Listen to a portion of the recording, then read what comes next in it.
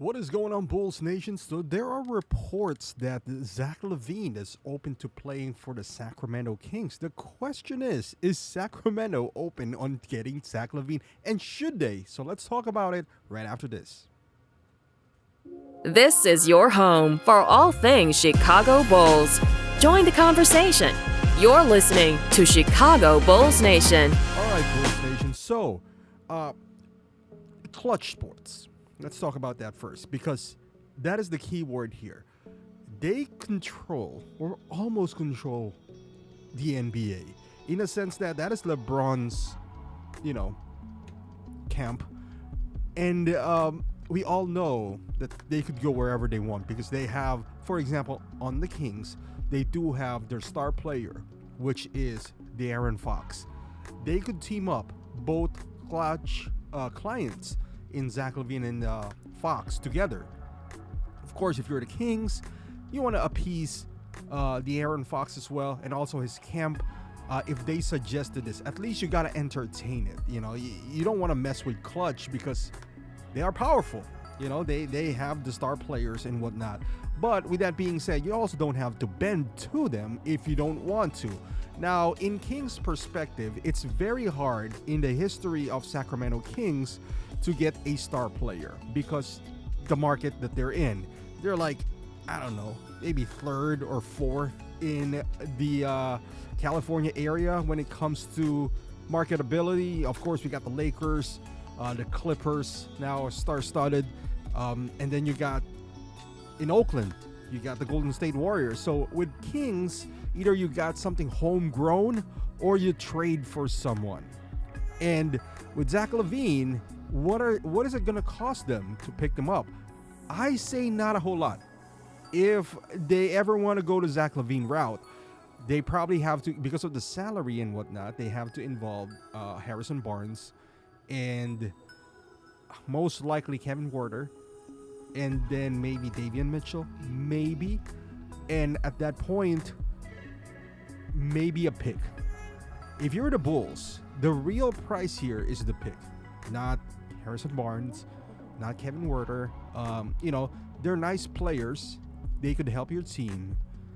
But do you really want them? Are they going to be a part of your future, or are they vital? Let's say we get Harrison Barnes. He'll be the third undersized forward that we do have, which is decent defensively, I suppose, but he's an older Patrick Williams who can, kind of spot on. I'd rather have Patrick Williams get majority of the minutes, and then we still have Torrey Craig.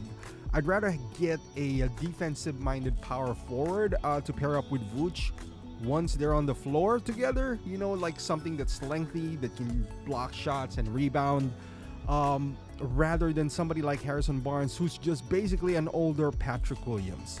And then his contract doesn't expire for 2 more years. Same with Kevin Werder. He's a pretty decent player, can shoot the ball on a decent contract. But again, he won't expire for 2 years. They are good pieces for a contending team, and the Bulls are not contending anytime soon. So maybe we can flip them, to a team that is in need of those assets. And be like Portland. But the key phrase here is you gotta have at least a first rounder for Zach.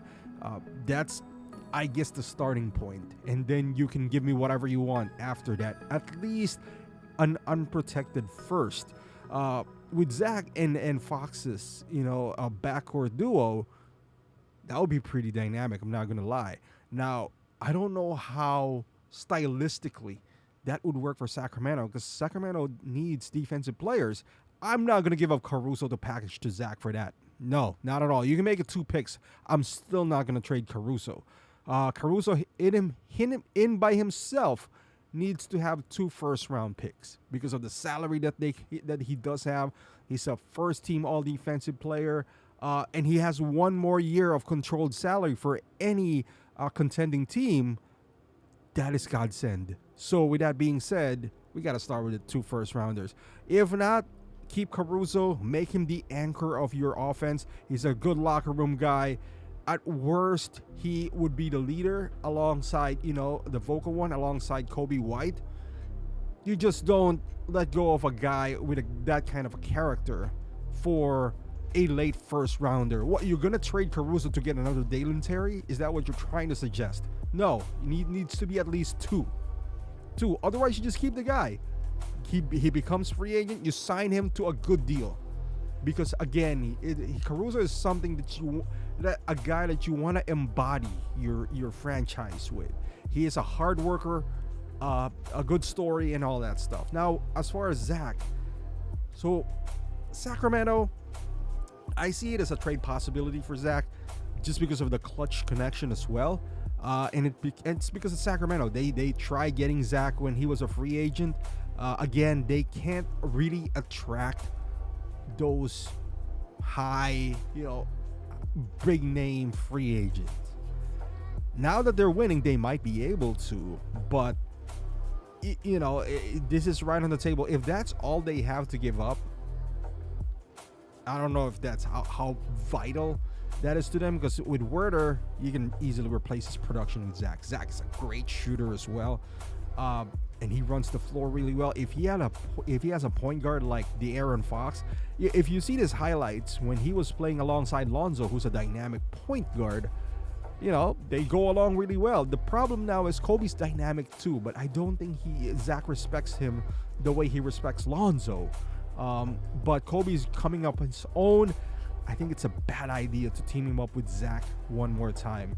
The Sacramento deal from a Bulls fan perspective is not terrible, depending on how many picks they put in there.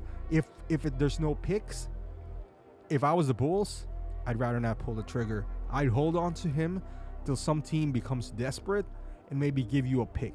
I'd rather have a pick and a bunch of crappy guys who's expiring than get that. It's a decent deal by Sacramento, but without picks, I don't know. I'd rather hold on to him, not have him play. We're doing that with Lonzo Ball anyway, so let those two clutch guys sit on the bench, not do anything, and then maybe ship them to Detroit or something. But yeah, we'll see how this all unfolds. I hope sooner rather than later, but if we're not gonna get anything in return, hold on to him, but don't play him. Never play Zach ever again, unless it's within the players. I think they need to consult the players like Kobe and Patrick Williams and Ayo, which is the guy that you should be worried about now, if they are open to playing with Zach again. Let me know in the Bulls in the comments here, Bulls Nation, if you are. How do you feel about that trade possibility of Zach going to the Sacramento Kings and having that return? Are we in a point now where just trade Zach for the sake of trading Zach, or should we hold on to him, maybe put his value up a little bit by playing him? Love to hear your thoughts. Thank you for watching, and I'll see you guys in the next video.